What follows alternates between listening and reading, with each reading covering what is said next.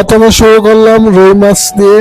রুই মাছ ভাজি করছে, সাথে লইলাম টমেটো, শসা, লেবু, তারপর মরিচ। তো শসা আমার কাছে ভালো লাগে আর টমেটো বেশি ভালো লাগে সালাদ হিসাবে। তো ভাজি করছে আল্লাহ ভাজি। তারপর মাছটা ভালো হয়েছে, খারাপ না। আর রুই মাছে এমনিতে মজা অনেক। আর টমেটো গুলা খুব সফট, শক্ত হালকা, নরম না বেশি।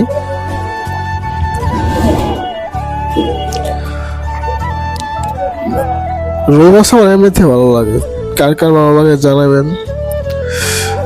তো অনেকগুলা সস লইলাম। তো রুই মাছ খাওয়ার শেষ, তারপরে শুরু করলাম গরুর মাংস দিয়ে। গরুর মাংসের মধ্যে 2টা হাড্ডি লইছি। হাড্ডি খাইতে আমার খুব পছন্দ, ভালো লাগে আমার হাড্ডি খাইতে। 2টা হাড্ডি লোতে আমার প্লেট একদম বইরা গেছে গা।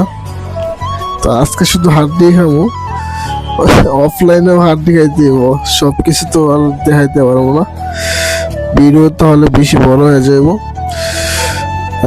গরুর মাংস তরকারিটা অনেক ভালো হয়েছে, জাল জাল, আমার কাছে ভালো লাগছে অনেক। সফট একদম, মাংসগুলো অনেক সফট।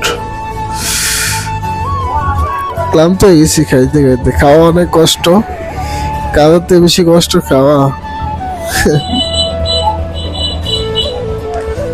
আজকে সালাদ অনেক লইতে, প্লেট একদম ভরে গেছে গা সালাতে। সালাদ খাইতে মন চাইছে, তো বেশি করে কাইটে তারপর নিলাম। সালাদ গুলো আমি কাটছি।